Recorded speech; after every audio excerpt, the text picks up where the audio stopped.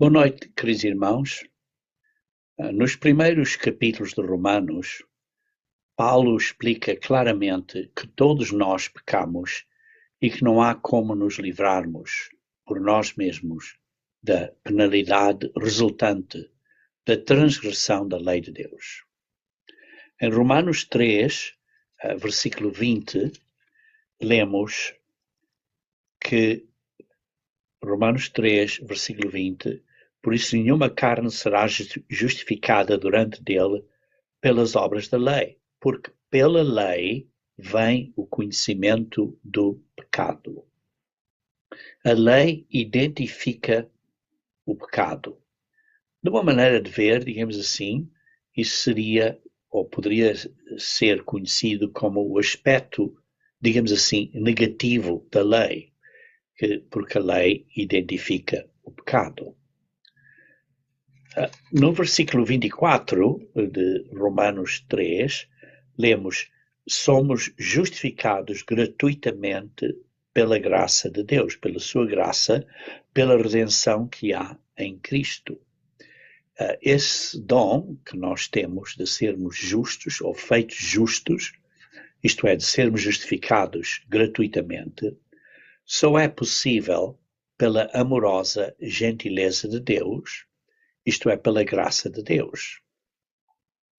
Assim, Deus deu a vida de seu Filho Jesus para resgatar as nossas vidas da morte, porque todos nós pecamos e quebramos a lei de Deus.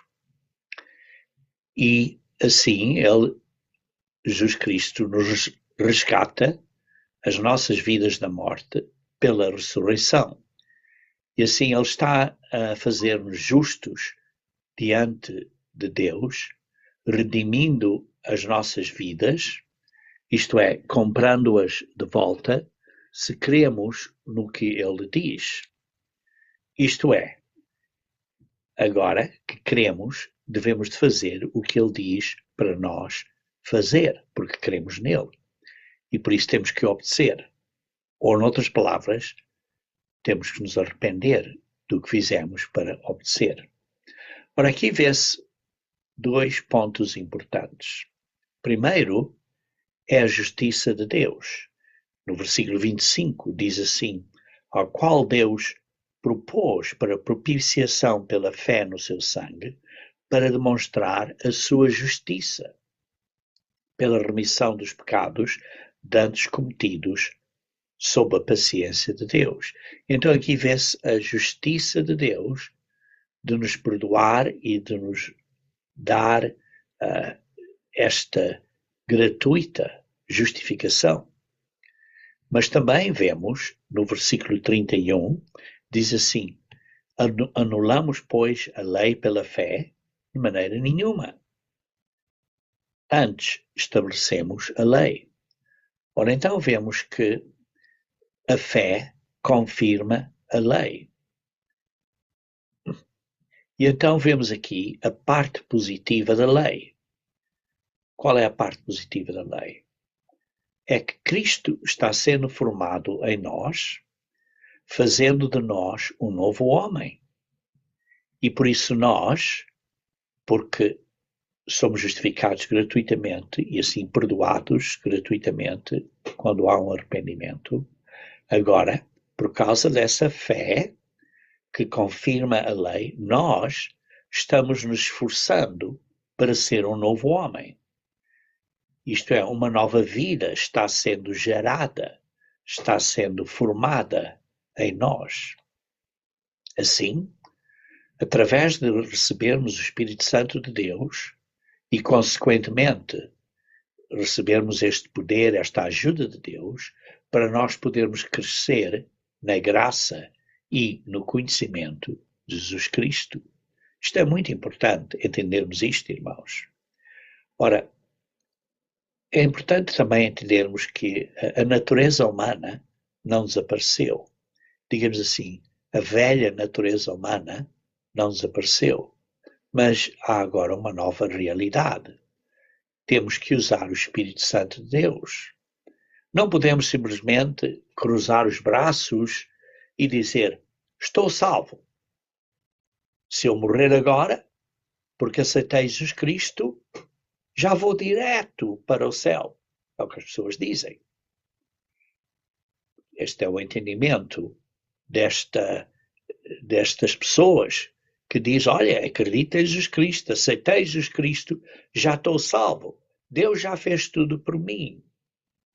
Mas, irmãos, isso é um entendimento incompleto.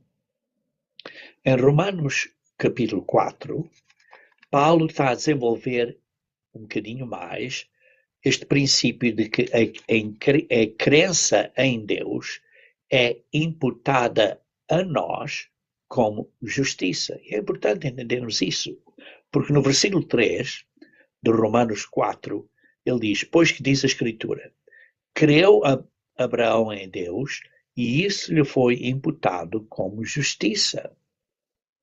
A fé de Abraão foi provada pelas ações de Abraão. Este ato de crer não foi simplesmente dizer, acredito. Sim, porque ele acreditou, ele fez, ele atuou. E por isso, ele estava pronto a dar o seu filho, a sacrificar o seu filho, segundo a instrução que lhe tinha sido dada. Sim, também ele tinha sido informado que todas as nações iriam ser abençoadas pelo seu filho, e por isso ele não estava a entender isto tudo bem. Mas essa ação de fé, de que ele acreditou em Deus, isso lhe foi creditado como justiça, e assim os seus pecados foram perdoados. É o mesmo conosco, irmãos. Lemos, por exemplo, no versículo 6.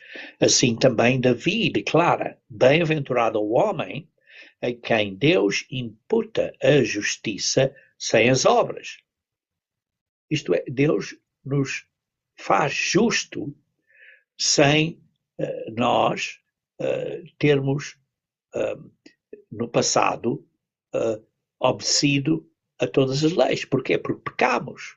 E por isso o ato de crer e atuar e atuar de uma maneira com as instruções de Deus, esse ato de fé é imputado a justiça a nós. Por isso é que diz no versículo 8 de Romanos 4, bem-aventurado o homem em quem o Senhor não imputa o pecado. Isto é, aquele que é perdoado.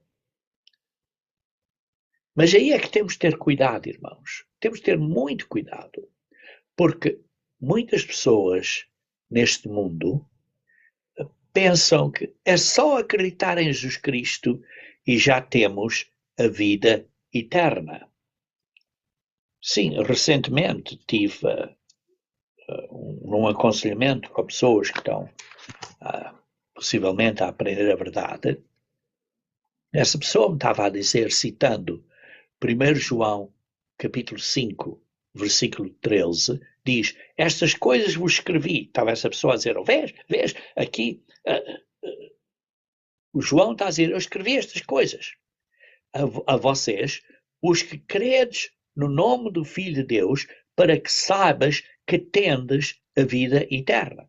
E por isso essa pessoa estava a dizer, vês, já temos a vida eterna. Já temos a vida eterna. E depois citou versículo 11 e diz, o testemunho é este, que Deus nos deu a vida eterna. Isto é, já temos a vida eterna, o que esta pessoa estava a dizer. E esta vida está em seu filho. E por isso a pessoa estava a dizer, olha, tudo o que precisamos é acreditar em Cristo e já temos a vida eterna. Por isso é que eu digo, precisa ter muito cuidado, porque, como sabemos, Pedro disse que as escrituras de Paulo às vezes são difíceis de entender e as pessoas as viram para a sua própria destruição. Porque se a pessoa ler, ou nós lermos em 1 João capítulo 5, versículo 2 e 3, lemos, nisto conhecemos que amamos os filhos de Deus quando amamos a Deus e guardamos os seus mandamentos.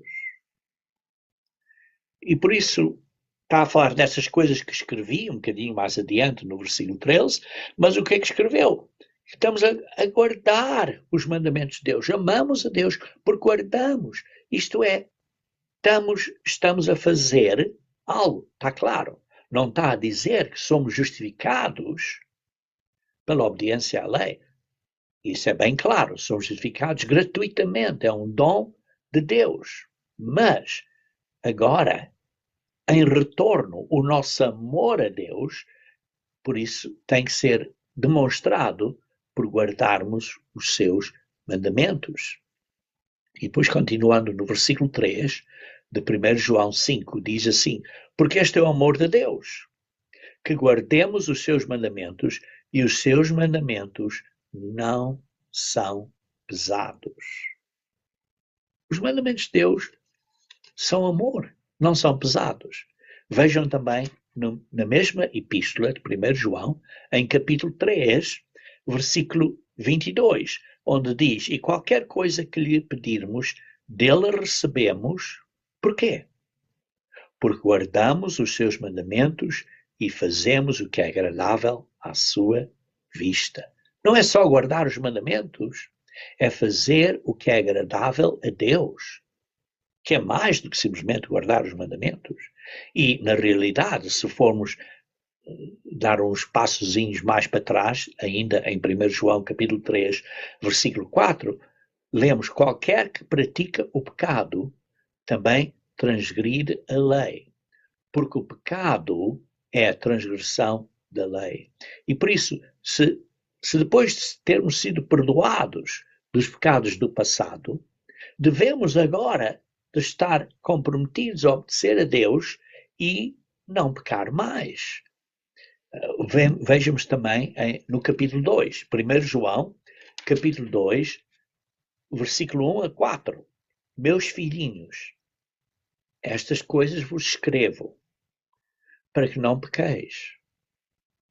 E se alguém pecar, temos um advogado para com o Pai, Jesus Cristo justo, e ele é a propiciação pelos nossos pecados, e não somente pelos nossos, mas também pelos de todo o mundo. E assim e nisto sabemos que o conhecemos se guardamos os seus mandamentos. Aquele que diz: eu conheço Jesus Cristo, conheço a Deus, e não guarda os seus mandamentos, é mentiroso, e nele não está a verdade. Irmãos, isto é muito importante entendermos aquilo. E depois, um bocadinho mais adiante, no versículo 6, diz: aquele que diz que está nele, também deve andar como ele andou. E por isso, irmãos, precisamos ter este equilíbrio. Este equilíbrio que o Paulo acabou de dizer, por exemplo, em Romanos 3, versículo 31, anulamos, pois, a lei pela fé? De maneira nenhuma. Antes estabelecemos a lei. Se cremos no que Jesus Cristo diz, se cremos em Cristo, então devemos obedecer a Deus. Ou, noutras palavras, se cremos nele, então temos que nos arrepender e mudar. Ele então nos justifica gratuitamente pela sua graça, sim, mas temos que entender que, falando biblicamente, acreditar significa obedecer. Isso vê-se, por exemplo, em Hebreus capítulo 3, versículos 17 a 19. Mas com quem se indignou por 40 anos? Com quem é que Deus se indignou naqueles 40 anos no deserto? Não foi porventura com os que pecaram, cujos corpos caíram no deserto, por isso pecaram. E a quem jurou que não entrariam no seu repouso, isto é, na terra prometida, senão aos que foram desobedientes, vê-se que pecaram, foram desobedientes. E por isso, versículo 19 diz: e vemos que não puderam entrar por causa da sua, não diz desobediência, não diz de que pecaram, diz por causa da sua incredulidade, porque não acreditaram. E por isso entendemos, visto que não acreditaram, pecaram e foram desobedientes. E por isso temos que entender que, biblicamente, acreditar significa obedecer. Quando acreditamos em Cristo, fazemos o que Ele diz para nós fazermos. E por isso, continuando então em Romanos capítulo 4, versículo 21, está aqui uma grande e bela definição da fé. E diz assim: estando certíssimo de que o que ele tinha prometido também era poderoso para o fazer. Abraão acreditou e por causa dessa crença obedeceu.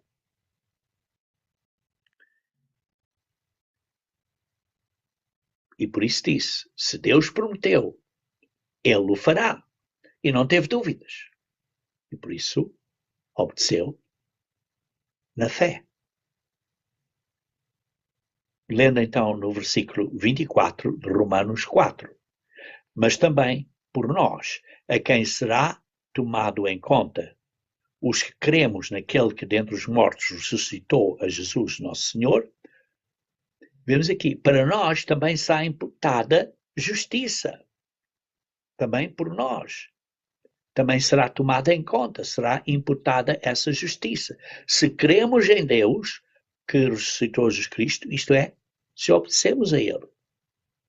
E por isso, se cremos no que Ele diz, agimos de acordo com a vontade dEle, obedecemos aos seus mandamentos e fazemos a vontade dEle. Não é nada mais, nada menos do que Jesus Cristo disse, por exemplo, em Mateus 7, versículo 21 a 23, que diz, nem todo o que me diz Senhor, Senhor, entrará no reino dos céus, mas aquele que faz a vontade do meu Pai, que está nos céus. 22. Muitos me dirão naquele dia, Senhor, Senhor, não profetizamos nós em teu nome? Não pregamos em teu nome? Não pregamos a acreditar em Cristo, a aceitar Cristo? E depois diz, e em teu nome não expulsamos demónios? E em teu nome não fizemos muitas maravilhas? Versículo 23. E então, aqui Jesus Cristo diz, lhes direi abertamente, nunca vos conheci. Apartai-vos de mim, vós que praticais a iniquidade. Isto é muito forte, irmãos. Quando Jesus Cristo diz isso, muito direto, não é só acreditar em Cristo da maneira que o mundo pensa, porque, falando biblicamente, acreditar em Cristo é fazer o que Ele diz para nós fazermos. Também em Mateus 19, versículos 16 e 17, vê-se aí que um jovem, se aproximando a Jesus Cristo, disse, bom mestre, que bem farei para entrar ou para conseguir a vida eterna? O que é que eu preciso fazer para ter a vida eterna? E Jesus Cristo disse, porque me chamas bom, não há bom senão um que é Deus, mas se queres, porém, entrar na vida, está claro, a vida eterna, porque essa era a pergunta, guarda os mandamentos. Ou seja, temos que nos arrepender e obedecer a Deus. Assim, todos os nossos pecados, quando nos arrependemos, são cobertos, são perdoados no batismo. E assim somos justificados diante de Deus. Isto é, somos feitos justos diante de Deus. Mas, uma vez, lembrem-se, uma vez que o preço foi pago por Deus e Cristo, como pelo seu sacrifício, pela sua morte, para nos perdoar, nós agora devemos fazer a nossa parte. E por isso a nossa parte é o quê? É comprometermos-nos a ser um novo homem, a fazermos um compromisso.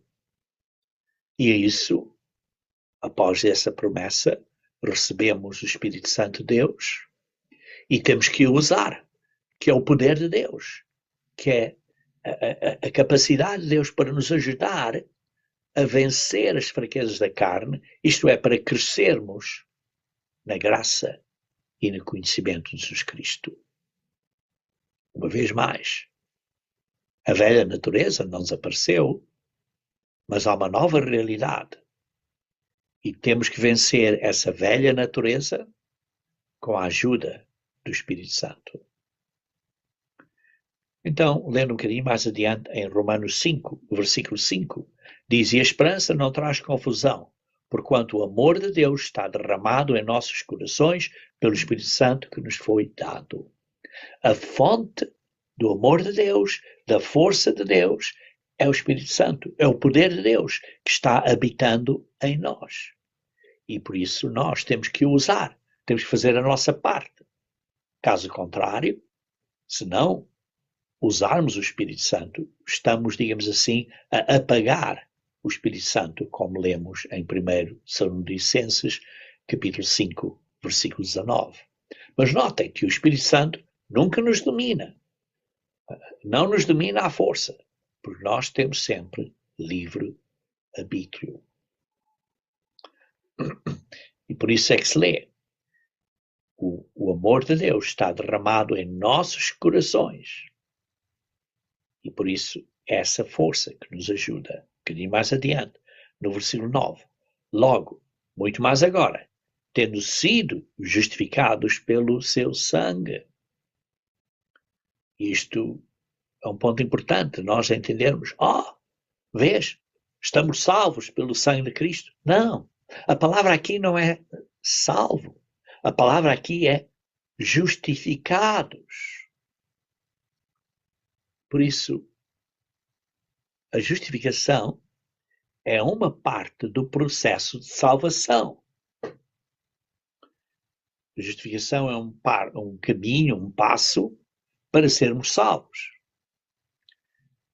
Mas, por exemplo, se Jesus Cristo tivesse simplesmente morrido e o seu sangue tivesse sido dado por nós, e se Jesus Cristo não tivesse ressuscitado, então não teríamos um sumo sacerdote e não teríamos Jesus Cristo operando em nós, não teríamos o Espírito Santo que Jesus Cristo nos enviou. Por isso, sim, somos justificados pelo sangue de Cristo. Somos colocados em um relacionamento correto com Deus, justos, perdoados. Ele nos imputa justiça, nos dá crédito com justiça. Os pecados passados são perdoados, somos justificados, somos reconciliados. Agora, continuando a ler no versículo 9, diz: seremos por ele salvos da ira. Futuro. Seremos salvos pela ira. Versículo 10. Porque se nós, sendo inimigos, fomos reconciliados com Deus pela morte do seu Filho, muito mais, tendo sido já reconciliados, seremos salvos pela sua vida. Por Jesus Cristo viver, estar no céu, como nosso sumo sacerdote, e ele então nos enviar o Espírito Santo, como fez isso inicialmente no dia de Pentecostes, e faz quando nós somos batizados após o batismo pela imposição das mãos. Então, nós temos o poder, temos a ajuda de Deus para nos vencermos desta natureza humana, para virmos a pôr a natureza de Deus e sermos como Cristo é, para crescermos na graça e no conhecimento de Cristo. E por isso é que lemos em 1 Coríntios, 1 Coríntios capítulo 15. Vejamos 1 Coríntios capítulo 15. 1 Coríntios capítulo 15, versículo 14. 15, versículo 14. E se Cristo não ressuscitou, logo é vã a nossa pregação, e também é vã a nossa fé. Se Cristo não ressuscitou, a morte dele era em vão. Ele tinha que ter ressuscitado para demonstrar que os nossos pecados estão perdoados e para demonstrar que ele, então, como nosso sumo sacerdote, está a ajudar a nós. Vejam também no versículo 17. E se Cristo não ressuscitou, é vã a vossa fé e ainda permaneceis nos vossos pecados. E então lemos assim no versículo 15. No versículo 15. Isto é da 1 Coríntios, capítulo 15. Versículo 15. Diz assim. 1 Coríntios. E assim somos também considerados como falsas testemunhas de Deus, pois testificamos de Deus que ressuscitou a Cristo, ao qual, porém, não ressuscitou, se, na verdade, os mortos não ressuscitam. E por isso é importante nós entendermos que Jesus Cristo morreu por nós. E isso é muito importante para nós entendermos. Também no versículo 15 de Romanos 5, lemos aqui, Romanos 5, mas não é assim o dom gratuito como a ofensa. Porque se pela ofensa de um morreram muitos, muito mais a graça de Deus e o dom pela graça, que é o de um só homem, Jesus Cristo, abundou sobre muitos. Por um só homem, vemos Adão, muitos morreram. Diz aqui, é esta ofensa. Por ofensa de um homem morreram muitos. Por um só homem, muitos morreram. Morte física. Mas pelo dom de Deus, que é a oferta do seu Filho para nós, Jesus Cristo, há benções muito maiores que abundam para muitos, isto é, a vida eterna.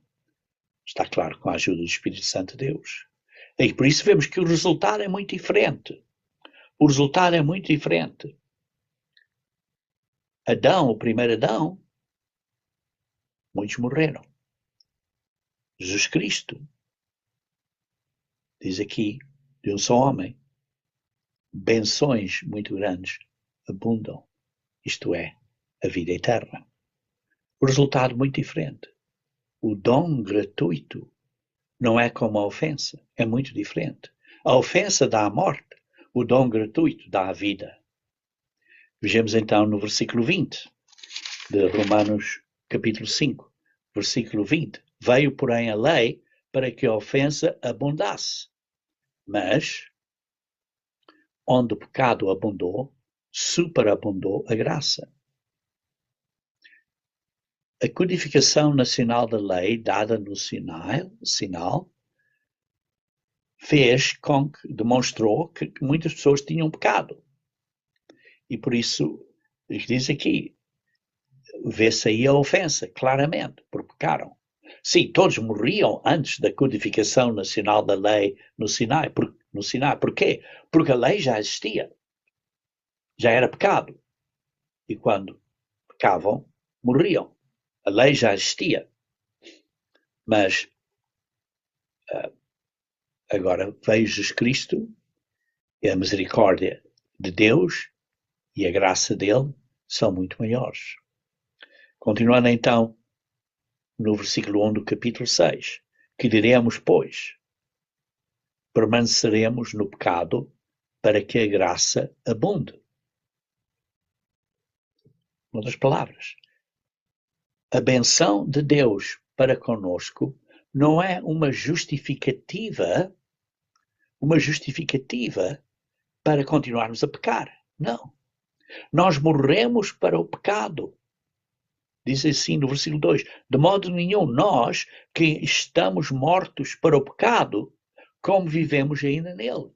Morremos para o pecado, fomos redimidos pela graça de Deus. Agora não podemos continuar no pecado, porque morremos para o pecado. E devemos estar a andar numa vida nova, em novidade de vida. E aqui vemos que é a segunda vez que Paulo, basicamente, reafirma este fato. A primeira vez foi em Romanos 3:31, que não estamos a anular a lei. Aqui é a mesma coisa. Não estamos a anular a lei com a graça. Por isso é que diz, permaneceremos no pecado para que a graça abunde? Não, nada, não é nada disso. Porque continuar no pecado, continuar a pecar a lei, não é o que diz aqui. Mas uma vez, diz-me, que a penalidade do pecado foi paga, a pena da morte foi paga pela vida de Jesus Cristo, não estamos mais debaixo dessa pena da morte, dessa penalidade. Os pecados passados foram removidos pelo sacrifício de Cristo. E então, isso é uma justificativa para pecarmos? Não. Não vamos voltar a essa condição de intencionalmente estar a pecar. Não. Por isso é que diz, nós que estamos mortos para o pecado, como viveremos ainda nele? Isso é o que diz no versículo 2. Estamos mortos para o pecado. Isto é, Paulo está a explicar que o velho homem deve estar morto. Estamos mortos para o pecado. E isso é uma introdução ao ponto que ele está a explicar acerca do batismo. Então explica assim, ou não sabeis, versículo 3, Romanos 6, que todos quantos fomos batizados em Jesus Cristo, fomos batizados na sua morte. Ora, nós somos batizados em Jesus Cristo, batizados em sua morte. Em Jesus Cristo, batizados em Jesus Cristo, batizados em sua morte, quer dizer que estamos, digamos assim, dentro do corpo espiritual de Cristo e somos, tal como ele morreu, somos batizados, imersos nesta sepultura aquática, dentro da água, batizados em sua morte, simbolicamente.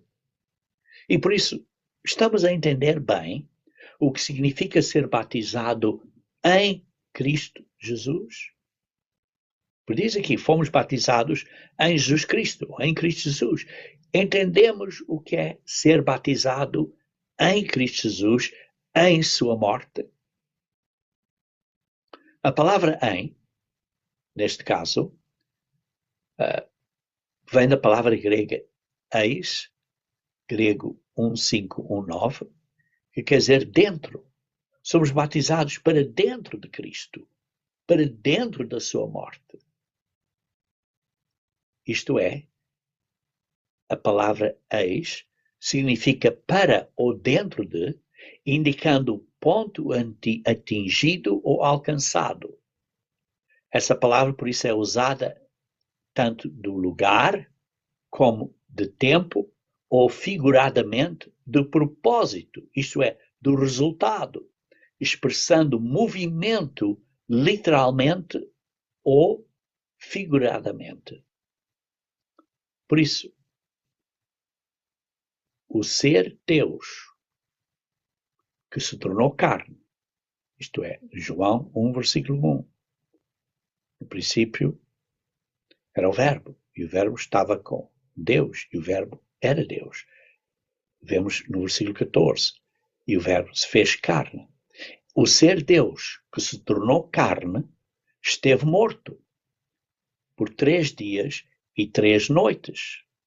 Ele realmente morreu, estava morto.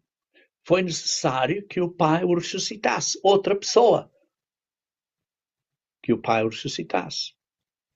Em Gálatas 3, versículo 27, diz a mesma coisa. Diz assim, porque todos quantos fostes batizados em Cristo, já vos revestistes de Cristo. Uma vez mais, fostes batizados em Cristo. A palavra 15:19, que representa eis, para dentro de Cristo, e depois diz, já vos revestistes de Cristo. A palavra revestistes, que é grego 17:46, que é enduo, que significa vestir-se, no sentido de afundar-se em uma veste, cobrir-se, isto é, estar dentro desta veste, vestidos de Cristo, dentro de Cristo. Também em Colossenses, capítulo 1, versículo Colossenses, capítulo 1, versículo 24, diz assim, regozijo-me agora no que padeço por vós e na minha carne cumpro o resto das aflições de Cristo pelo seu corpo, que é a igreja. E por isso vemos aqui, nós somos batizados em Cristo para dentro do seu corpo espiritual, e o seu corpo é a igreja. E nós, como membros da Igreja de Deus, estamos no corpo espiritual de Cristo. Quando somos batizados em Cristo. Isto é, no seu corpo espiritual. Isto é, para dentro do corpo espiritual de Jesus Cristo, que é a Igreja de Deus. Ora, em Atos 2, versículo 38, que diz que somos batizados no nome de Jesus Cristo, a palavra no nome, no, é grego 1909, epi, é uma palavra diferente, que significa pela sua autoridade. Por isso, pondo estes dois princípios juntos, somos batizados pela autoridade de Jesus Cristo para dentro do seu corpo espiritual, isto é, em Cristo. Ora, como é que posso explicar isso, talvez, de uma maneira mais simples? Por exemplo, pense num funcionário de uma grande organização.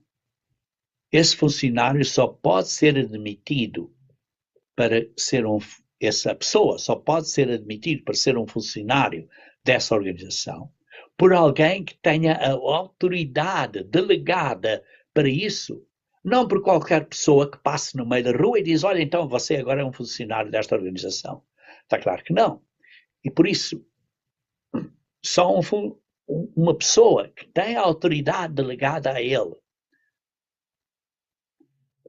e vai então admitir essa pessoa para dentro dessa organização, só uma pessoa que tem essa autoridade delegada é que pode admitir essa pessoa para dentro dessa organização. Isso é, essa pessoa que tem essa autoridade está a trabalhar pela autoridade, digamos assim, dos gerentes dessa organização. É a mesma coisa com o batismo, irmãos, que deve ser feito por alguém que tenha a autoridade de Jesus Cristo. Isso é o que significa ser batizado em nome de Jesus Cristo, isto é, pela sua autoridade. E além disso, somos batizados em Cristo, isto é, para dentro do seu corpo espiritual. Por isso, somos batizados pela autoridade de Cristo para dentro do corpo espiritual de Cristo. E então, continuando em Romanos capítulo 6. Romanos capítulo 6, versículo 4, diz assim, de sorte que fomos batizados com ele pelo batismo na morte.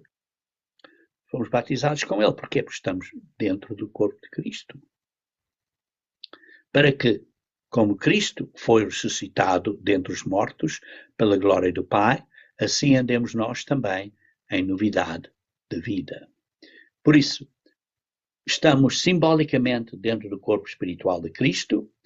O batismo, por isso, mostra o nosso desejo de estar mortos para o pecado e não mais pecar. Isto é, o nosso desejo de seguir a Deus e obedecer-lhe. E isso simboliza a nossa intenção de abandonar o pecado.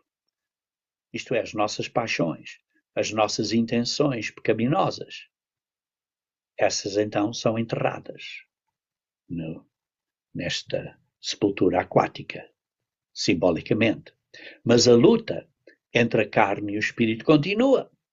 E por isso Paulo vai abordar isso um bocadinho mais adiante nos capítulos 7 e 8 de Romanos. Continuando então no versículo 4, na segunda parte do versículo 4, diz assim, que para que, como Cristo ressuscitou dentre os mortos pela glória do Pai, assim andemos nós também em novidade de vida. Ele ressuscitou segundo as Escrituras. Ele agora está à direita do Pai. Sim, ele ressuscitou, como lemos um pouco adiante, mais cedo, acerca se ele não tivesse ressuscitado, 1 Coríntios 15, 17, tudo era em vão. Ele ressuscitou ao terceiro dia. Isso é bem claro. Lemos em 1 Coríntios 15, versículos 1 a 4, ressuscitou no terceiro dia. Também outras escrituras, como Marcos 8, 31, 9, 31, 10, 33 a 34, e também Mateus 12, 40, que diz que ele esteve na sepultura por 3 dias e 3 noites. E por isso ele esteve morto na sepultura por 3 dias completos. E muitos foram testemunhas da sua ressurreição, como podem ler em 1 Coríntios 15, versículos 5 a 8. Muitos foram testemunhas da sua ressurreição. Isso é, na realidade, um fato, a sua ressurreição, que é bem documentado na história secular. E isso, para aqueles que estão interessados, isso seria um estudo interessante, que está bem documentado na história secular, que Cristo ressuscitou. Porque se ele não tivesse ressuscitado, eles simplesmente diziam, olha, porque os apóstolos estavam a dizer, olha, ele ressuscitou. Era muito simples para os romanos então marcharem com o corpo morto de Cristo no meio da estrada e dizer, olha, está aqui, não ressuscitou, está aqui o corpo dele. Mas não havia, não tinha a possibilidade de fazer isso. Porquê? Porque ele tinha ressuscitado. Assim como saímos da água depois do batismo, e então respiramos o ar depois de sair da água, também devemos de andar agora numa vida nova, como um novo homem. E por isso os restos dos nossos dias, desta vida, devem ser seguindo este caminho, servindo a Deus. Assim, essa pessoa arrependida, após o batismo e após a imposição das mãos, batismo de acordo com Atos 2, 38, e a imposição das mãos, que se vê em Atos 8, 16 e 17, a pessoa então, pela imposição das mãos, recebe o Espírito Santo, a pessoa é gerada para uma nova vida, e uma nova vida começou. Essa nova vida deve crescer e florescer. Este novo homem, que agora está a desenvolver um caráter de submissão a Deus, é esse novo homem que será ressuscitado sem a contaminação da natureza humana pecaminosa quando for ressuscitado. Romanos 6, versículo 5. Porque se fomos plantados juntamente com ele na semelhança da sua morte, também o seremos na sua ressurreição. Cristo está em nós, em você, em mim.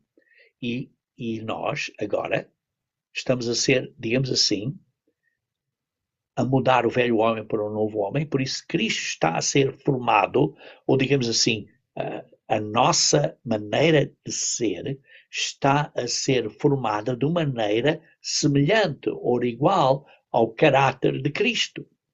Estamos, por isso, formando um novo eu de acordo com Jesus Cristo. Por isso é que precisamos de crescer no conhecimento de Jesus Cristo e conhecer na graça como Ele é, virmos a ser como Ele é. Fazer-nos Por isso, um novo homem, uma nova vida, e isto é que é a base deste crescimento espiritual. Isto é o que o mundo, digamos assim, cristão, evangélico, hoje em dia não entende. Precisamos estar a crescer, precisamos de mudar, precisamos de arrepender, precisamos de viver uma vida nova. Precisamos estar a perseverar até ao fim. Versículo 6. Sabendo isto, que o nosso homem velho foi com ele crucificado, para que o corpo do pecado seja desfeito, para que não sirvamos mais ao pecado. Não somos mais escravos do pecado. Não estamos mais na prática de quebrar a lei, incluindo o quarto mandamento, por exemplo, que é o sábado. Porquê? Pois recebemos o Espírito Santo de Deus e agora temos que usar o poder de Deus, o Espírito Santo de Deus, para vencer a velha natureza e crescer na graça e no conhecimento de Jesus Cristo. A velha natureza, por isso, como disse, não desapareceu, mas agora estamos a tentar vencer, estamos a lutar, temos uma responsabilidade, um novo caminho para vencer a natureza humana e perseverar neste caminho até ao fim. Não estou a dizer que é fácil, mas temos a ajuda do Espírito Santo de Deus, do poder de Deus. Então, continuando no versículo 7, porque aquele que está morto está justificado do pecado. Aí é um ponto importante. Um ponto importante. Aquele que está morto está justificado do pecado. Aquele velho homem tem que morrer. Aquele velho homem tem que morrer. Tem que haver este compromisso de morrer e viver um novo homem. Aquele que está morto está justificado do pecado. A nossa carnalidade, o velho eu, está morto, está sepultado na água. Nós agora estamos a ser, digamos assim, a desenvolver para sermos como Cristo é, para sermos justos como Cristo é. Esse é o ponto central de Paulo. Isto é extremamente importante. A pena da morte já não está mais sobre nós,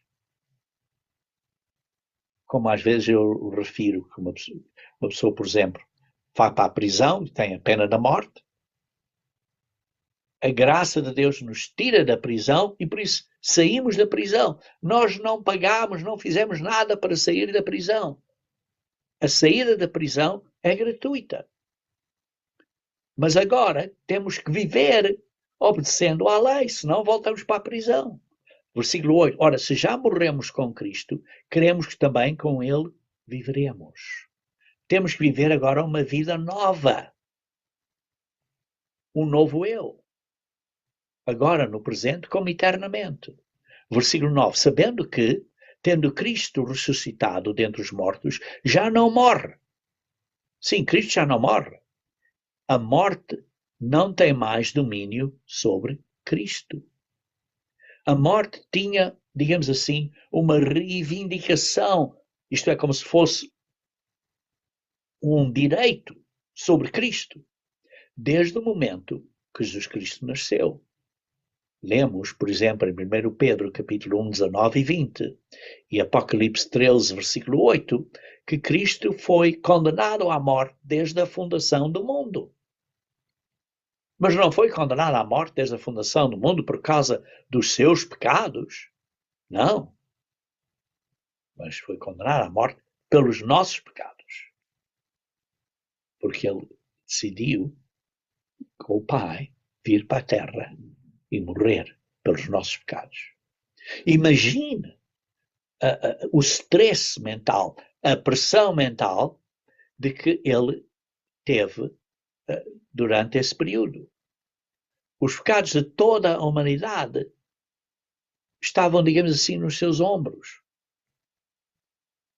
Não que ele tinha pecado, não pecou, mas ele tinha a responsabilidade de ser uma oferta pelo pecado para nós podermos ter a vida eterna.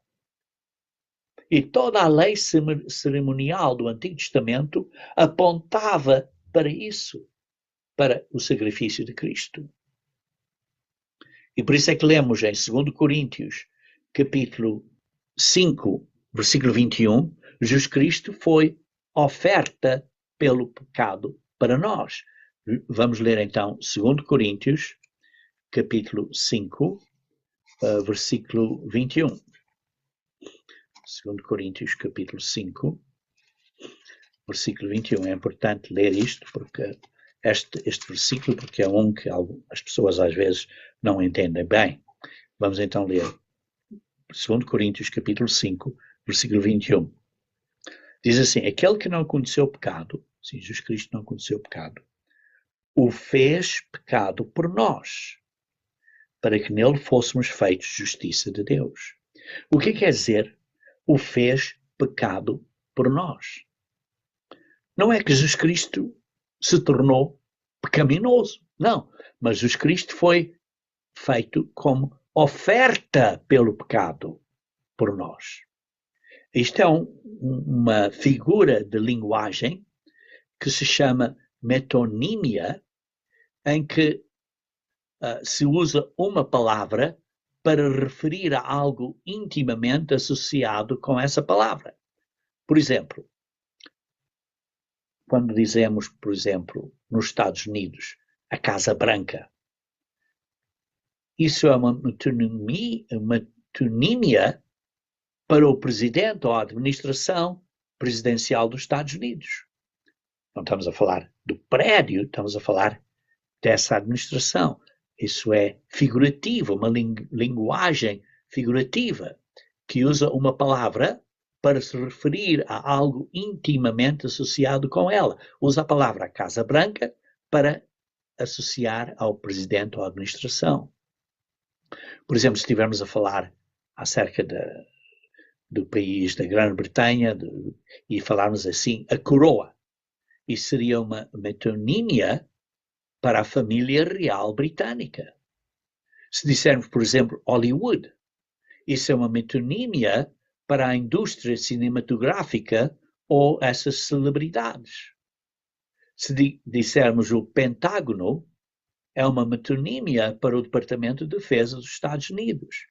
E por isso, quando diz aqui em 2 Coríntios, capítulo 5, versículo 21, assim que diz que fez pecado por nós, aqui está a referir-se que Jesus Cristo fez como uma oferta pelo pecado. Não é que ele se fez pecado, Jesus Cristo nunca pecou, mas ele se fez porque nunca pecou, foi uma oferta sem pecado, pura, sem qualquer impureza, pelo pecado.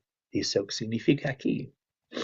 Pois, quanto a ter morrido de uma vez, morreu para o pecado, mas quanto a viver, vive para Deus. Ele foi uma oferta pelo pecado. E esse é o ponto importante aqui de entendimento da morte e da ressurreição de Jesus Cristo, que é simbolizados pelo batismo. E por isso é o ponto, digamos assim, de início da nossa vida como filhos de Deus. O batismo é o primeiro passo, é o início desta vida espiritual para vivermos para Deus. Versículo 12.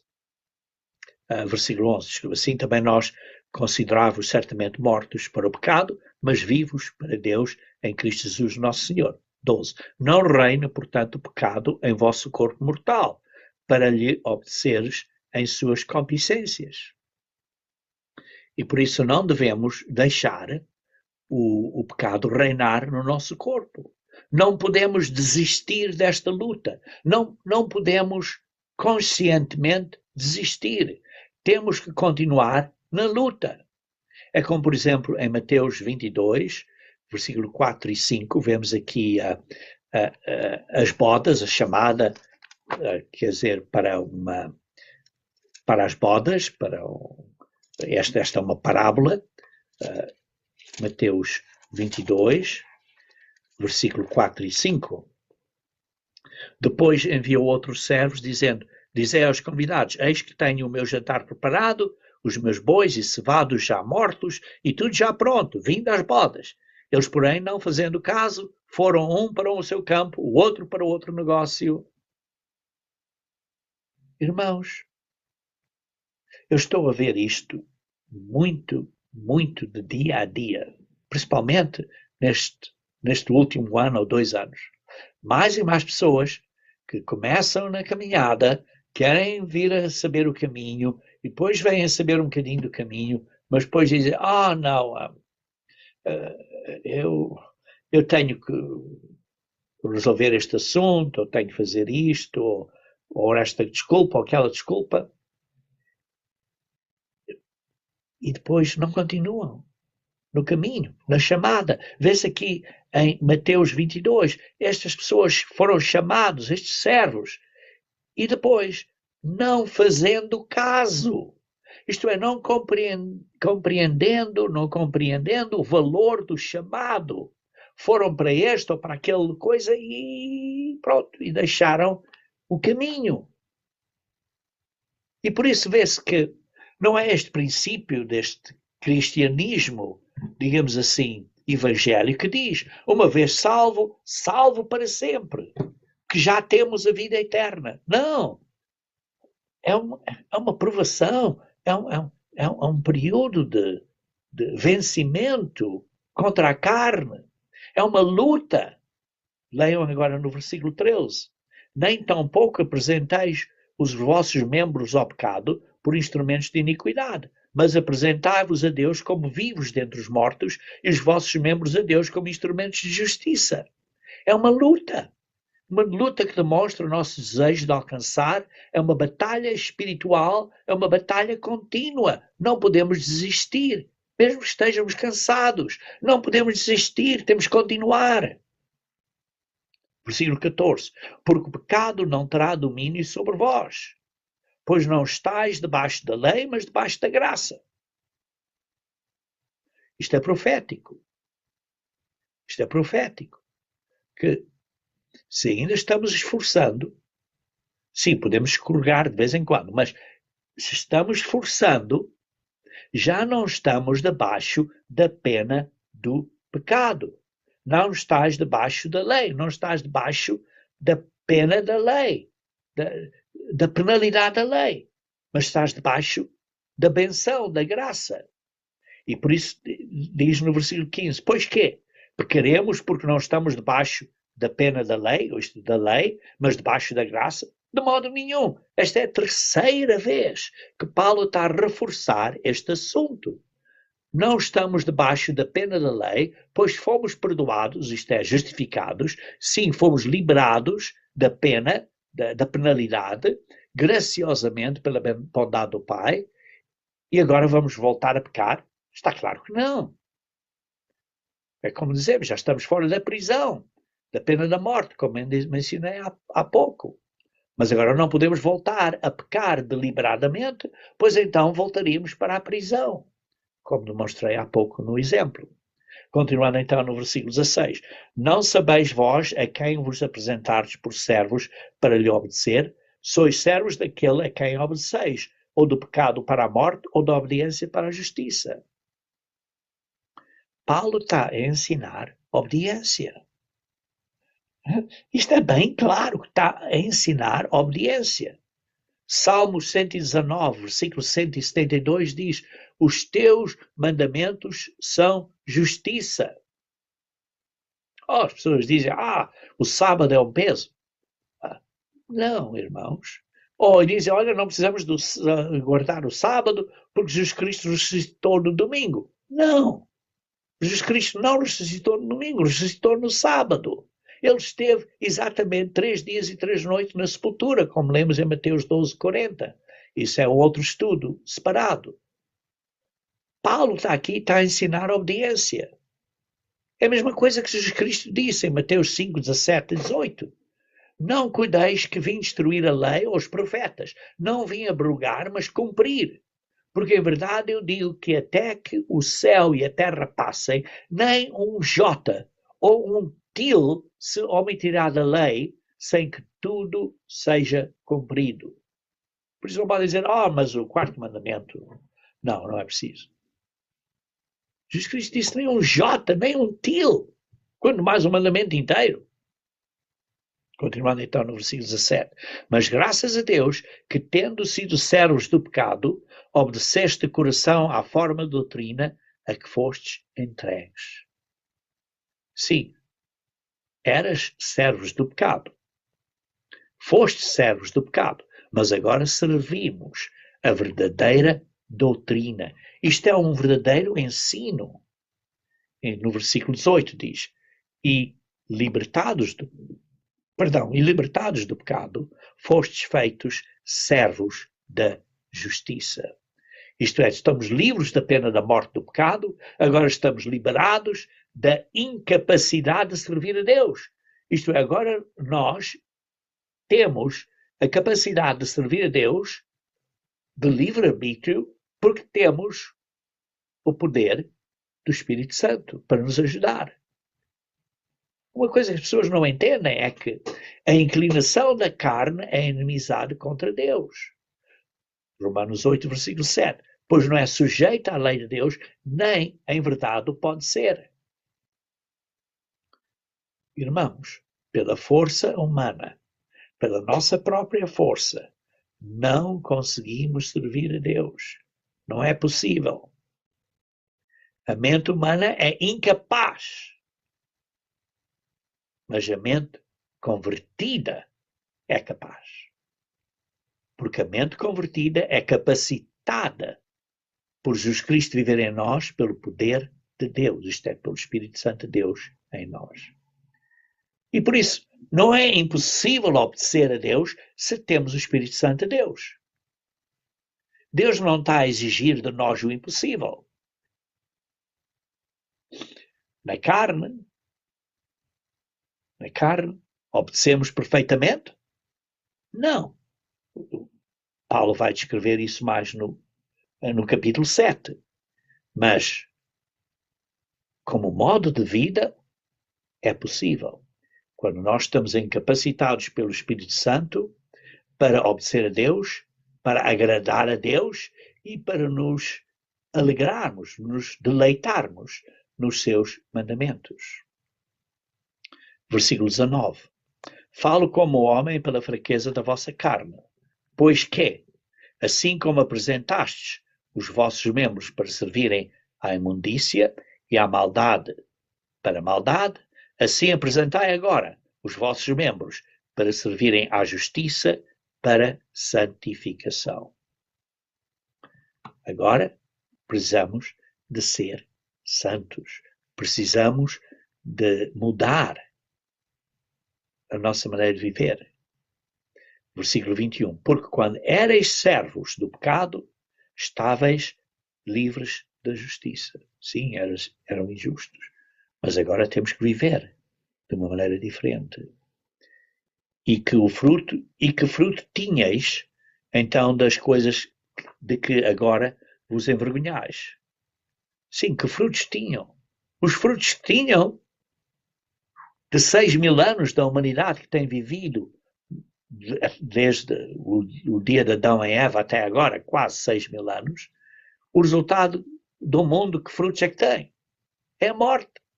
Todos pecamos e a morte que foi introduzida na terra por Adão, e todos morreram. Por isso é que diz, e que fruto tinhas das coisas que agora vos envergonhais? Porque o fim delas é a morte. O fruto era a morte, é a morte. Mas agora, versículo 22, libertados do pecado e feitos servos de Deus, tendes o vosso fruto para santificação. E por fim, a vida eterna. A santificação do Espírito. Isso é o que o Espírito nos ajuda. A ser santos, a ser separados, a ser diferentes do mundo. Isso é que é a nossa responsabilidade agora, com a ajuda do Espírito Santo de Deus, para a santificação. A conclusão do assunto é, irmãos, Romanos 6, versículo 23. Porque o salário do pecado é a morte, mas o dom gratuito de Deus é a vida eterna, por Cristo Jesus, nosso Senhor. Todos morreremos. Não há como comprar nossa própria vida de volta. A única saída É o dom gratuito de Deus.